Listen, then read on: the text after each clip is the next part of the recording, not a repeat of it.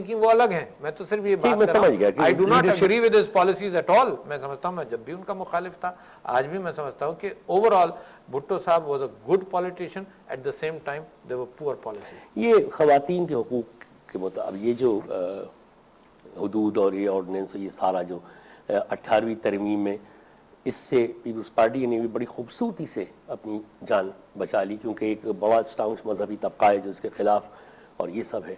इस पर आप क्या होमवर्क है, या क्या स्टैंड है, या क्या करेंगे खवातीन के हुकूक के लिए, खुसूसन ये जो हुदूद और ये सब इतना, यानी किस तरह से औरत बेचारी खुद ही उसके साथ ज्यादती होती है, खुद ही वो साबित करती फिरती है, इस किस्म की चीज़ जो हो रही है, इसको कैसे करेंगे? जी, मैं आपको एक इंसिडेंट से मिसाल देता हूँ।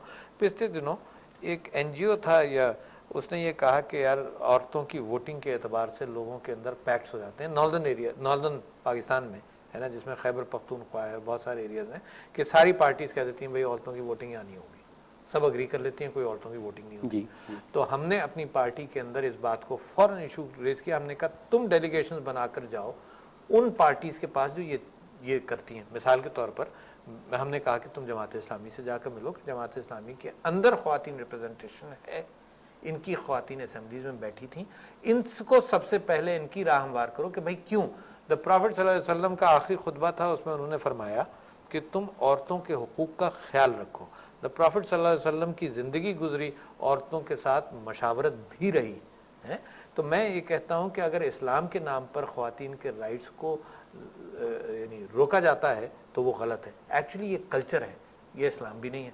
कल्चरली ख्वातीन के राइट्स, इनहेरिटेंस राइट्स को आप देखिए सिंध के अंदर किस अंदाज से रोका जाता है। आपकी पार्टी में ये सब चीजें क्लियर है? बिल्कुल क्लियर है ना, इसमें कोई डाउट नहीं। आपको अगर अक्सरियत मिल गई असेंबली में 2/3, इश्यूज को जरूर हैंड कर भाई। आप इसको पील ऑफ करेंगे इस कानून को।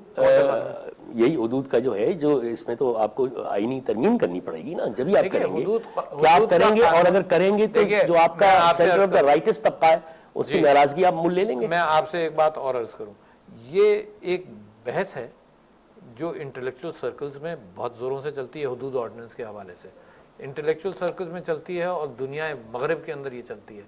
मैं आपके सामने ये बात कह रहा हूं कि हुदूद ऑर्डिनेंस का इतलाक भी गलत हुआ है, जो भी था हुदूद ऑर्डिनेंस का इतलाक भी गलत हुआ है। यानी क्यों, मैं तो एक वाकया जानता हूं जो यहाँ के वकील भी सुनाते रहते हैं कि वो गिरफ्तार कर लिया, एक औरत और एक मर्द मोटरसाइकिल पर बैठे जा रहे थे, है ना, तो उन्होंने कहा कि इसके ऊपर हुदूद ऑर्डिनेंस लगा दिया औरत के ऊपर। तो उन्होंने पूछा क्यों, उन्होंने कहा जी इसने लिपस्टिक पाउडर लगाया हुआ था। पुलिस वालों से पूछा है। तो मैं समझता हूं कि इसका इतलाक भी गलत हुआ और इन कंट्रोवर्सीज के एतबार से the parliament should look into it है एंड शुड अग्री। हम उस सिचुएशन में बात कर रहे हैं कि आप पार्लियामेंट में हैं जी, तो आप ये कहिए ना। माफ कीजिए, मैं पहले से वजाहत कर दूं, मैं खुद अपने आप को एक्सपर्ट नहीं महसूस करता। मतलब आपकी पार्टी इस पे काम करेगी? इस पे काम करना चाहिए उसको कि इंसाफ हो। भाई साहब, अंडर व्हाटएवर अम्ब्रेला, यहां तो इंसाफ ही नहीं होता। यहां तो हर कानून, आप आज कोई कानून बना दो, उसके अंदर से वो लूपहोल्स तलाश करके उसका काम शुरू कर देते हैं। लोग पैसा बनाना शुरू कर देते हैं उसी कानून पर।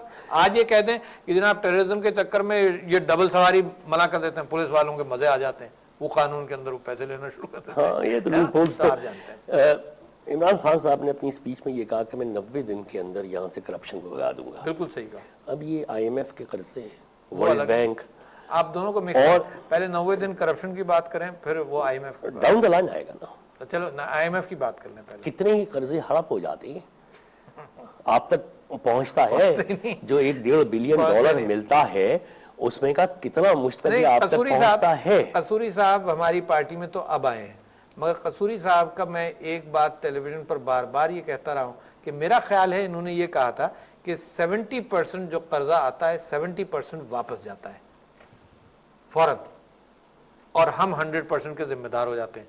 70% किस तरह से जाता है? कंसल्टेंसी फीस होती है, सारे ठेके वहीं से होते हैं, मार्कअप होते हैं। यानी अगर आप दुनिया में उस टेंडर को फ्लोट करें तो आपको 30% में मिलेगा, वहां पे 70% एक्सपेंसिव मिलते हैं। तो टेंडर्स, ठेके और कंसल्टेंसी फीस के अंदर 70%। उसके बाद जो जरा सा आता है वो आवाम तक तो पहुंच नहीं पाता। तो करप्शन वहां भी हो रही है, उसको रोकेंगे और कैसे रोकेंगे? मतलब मैं आपको मैं बताऊं, बड़ा अच्छी बात में तो बहुत अच्छी बात की आपने। नंबर 1 तो ये कि मैं आपके सामने एक बात अर्ज करूं और मिसाल देता हूं कि जो लोग पुराने हमारी और आपकी उम्र के हैं वो ये जानते हैं कि टेलीफोन कराची शहर के अंदर मिसाल के तौर पर 40 या 50 हजार में एक लाइन मिलती थी, याद है आपको? अच्छा, और 8-10 साल की 8-10 साल, और मिनिस्टर जो होता था उसको 4 लाइनें साल में मिलती थी, वो बेचा करता था है। तो जब डिजिटल एक्सचेंजेस आई सब पैसा खत्म हो गया। टेक्नोलॉजी का सहारा लेना बहुत आसान है। मैं आपको एक मिसाल देता हूँ, यानी हम एक प्लान है हमारे पास जो हमने डेवलप किया है, उसकी एक मिसाल दे रहा हूँ जो हमारे मैनिफेस्टो में आएगा। मिसाल के तौर पर ये फ्लड रिलीफ के लिए हमने ये प्रपोजल दिया, जब हम ये इन्वेस्ट कर रहे थे इस माना करके, हमने ये प्रपोजल दिया कि एक आदमी कहता है कि साहब मेरा घर बार बह गया है, मगर जब टेक्नोलॉजी इसकी इजाज़त हमें नहीं दे रही थी, घर बार बह गया, तो हमने कहा तुम तस्वीर लेकर हमें भेज दो। अच्छा, जब तस्वीर ली उसने तो सैटेलाइट के जरिए, यानी आप हर तस्वीर लें उसमें सैटेलाइट लॉन्गिट्यूड लैटिट्यूड आ गया, एग्जैक्टली उस जगह की तस्वीर ली, हमने उसको 4000 रुपए दिए। जब 4000 रुपए दिए तो फिर हमने से कहा 4 दीवारी बनाओ और तस्वीर लेकर भेज दो। वो तस्वीर लेकर भेज देगा, जब तस्वीर लेकर भेज देगा वही कोऑर्डिनेट्स होंगे। ये हो नहीं सकता कि वो 4000 रुपए की दीवार नहीं बनाए बल्कि इधर की तस्वीर लेते, नहीं हो सकता। आप जानते हैं इस बात को। इस वक्त आपके सेलफोन के अंदर, मेरे सेलफोन के अंदर ये एबिलिटी मौजूद है कि जहां मैं बैठा हुआ हूं इसके कोऑर्डिनेट्स वो दे दे, और आपके भी दे दे। अगर आप मुझसे शेयर करना चाहें तो मुझे आप बिल्कुल सही। अच्छा, जब उसने दीवार बना ली, हमने उसको मजीद 20,000 देने कि तुम इसमें एक मंजिल खड़ी करो। जब उसने तस्वीर, और इसमें आदमी इन्वॉल्व ही नहीं हुआ है, मैं समझ गया, layer of transparency, e governance. Khan साहब ने जिक्र किया ई गवर्नेंस का। पुलिस के महकमे को, थाना कल्चर को कैसे खत्म करेंगे, ये कहना तो एक स्पीच में 20 सेकंड का वो वर्ड होता है कि जब हम इख्तिदार में आएंगे तो हम थाना कल्चर को खत्म करके और अच्छे पुलिस ऑफिसर्स ईमानदार बिठाएंगे और सारी करप्शन खत्म कर देंगे। इट्स वेरी इजी टू से। अब आइए, अच्छा, ये एक सोल्यूशन नहीं होगा, इसके बहुत सारे सोल्यूशन होंगे।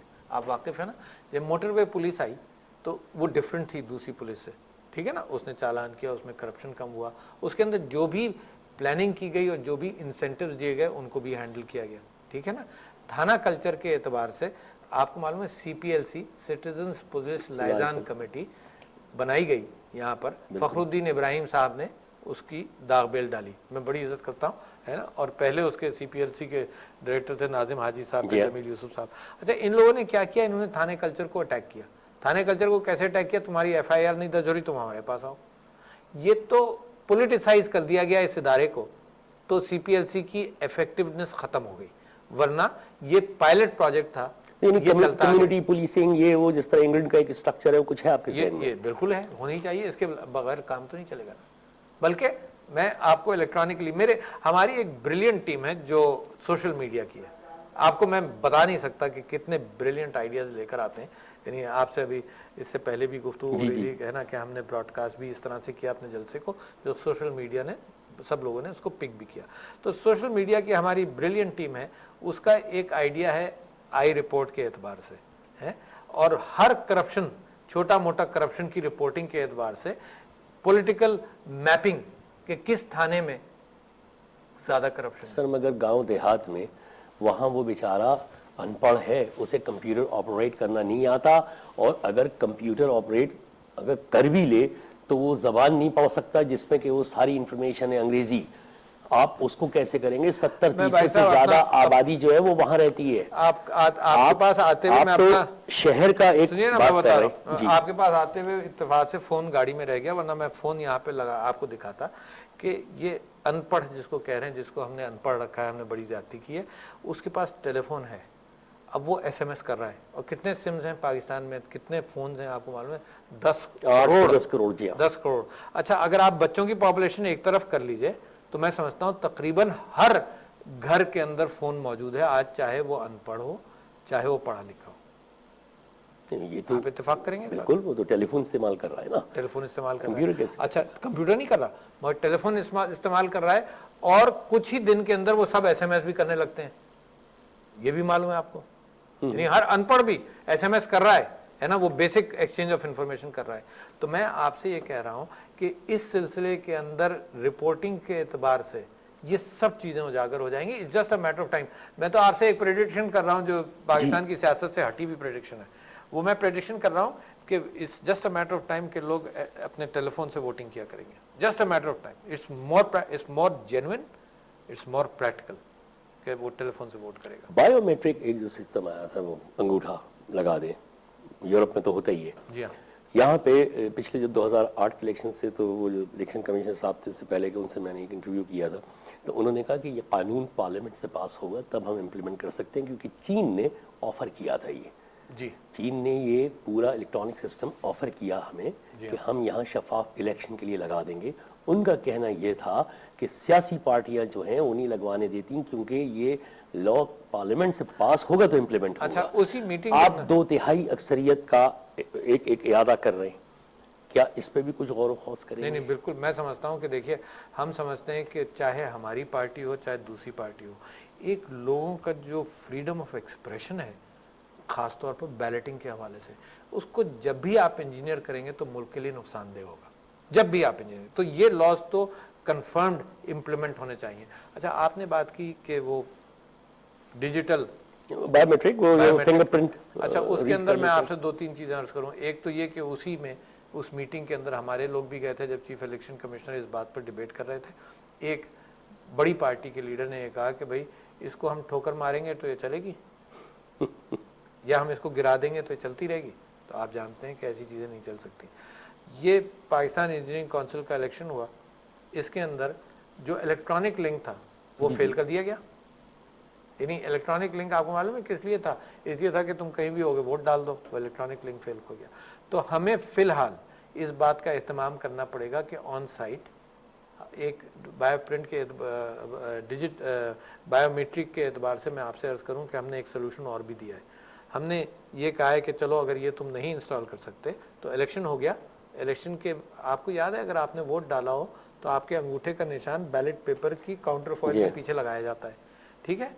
अच्छा, उसके बाद आपको बैलेट पेपर फाड़ कर दे देते हैं। अच्छा, बैलेट पेपर के ऊपर नंबर नहीं होता, लिहाजा ये पता नहीं चल सकता कि मैंने क्या वोट दिया, सवाए इसके कि आप इन्हीं असेंबलियों के अंदर देखते रहे कि लोगों ने वोटिंग दिखाई है और दिखाई है ना, कैमरे को दिखाई है। कैसी बदतमीजी की बात है, मुझे इतना अफसोस होता है कि ये हरकतें हुई हैं पाकिस्तान के अंदर। बाहर सूरत, हमने एक प्रपोजल दिया है कि अगर जब इलेक्शंस के बाद आपके पास पूरा टाइम है, अगर मैं चैलेंज करता हूं कि मेरी कॉन्स्टिट्यूंसी के अंदर बोगस वोटिंग हुई है, तो आप एवरी 10th को आप सैंपलिंग चेक करें। सैंपलिंग करें। डॉक्टर साहब, बिल्कुल आखिरी 30 सेकंड रह गए, प्रोग्राम बिल्कुल खत्म हो जनाब, गया, लेकिन जाते जाते एक सवाल और 20 सेकंड में उसका जवाब। क्या आपको वाकई स्टैब्लिशमेंट की सपोर्ट हासिल है?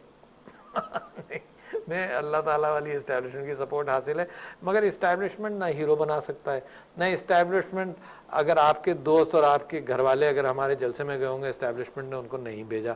मुझे कोई इस्टेब्लिशमेंट का आदमी आइडेंटिफाई कर दें कि वो जलसे में गया हो। कुछ लोगों ने ये एतराज़ किया कि यहाँ MQM ने तुम्हारे जलसे में लोगों को भेज दिया और तुमने मुल्तान में भेज दिया। तो किसी पार्टी, कोई पार्टी अफोर्ड नहीं कर सकती कि अपने लोगों को दूसरों के जलसे में भेजें। तो एस्टेब्लिशमेंट, मैं समझता हूँ कि एस्टेब्लिशमेंट अगर आप कह रहे हैं मिलिट्री ब्यूरोक्रेसी के एतबार से, सिविल ब्यूरोक्रेसी तो बिल्कुल गैर अहम हो गई है बेचारी, है ना। अगर आप मिलिट्री ब्यूरोक्रेसी के एतबार से कह रहे हैं तो हमें इस बात का भी यकीन है कि आज पाकिस्तानी फौज के अंदर, ऑफिसर क्लास के अंदर हमारी पॉपुलैरिटी और भी ज्यादा होगी। इस वजह से आप बैलेट से बात कर रहे हैं। डॉक्टर आरिफ अलवी साहब, thank you very much, I wish you all the best sir. बहुत अच्छा लगा आपसे बात करना।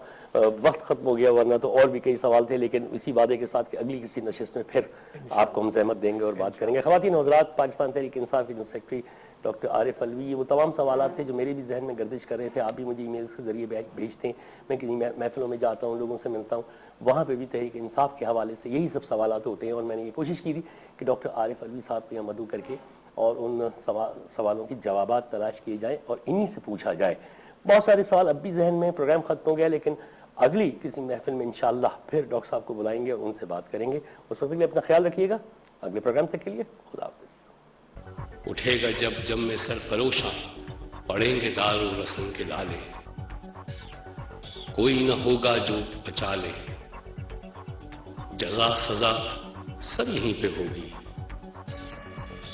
यहीं अज़ाब व सवाब होगा, यहीं से उठेगा शोर महशर, यहीं पे रोज़े हिसाब।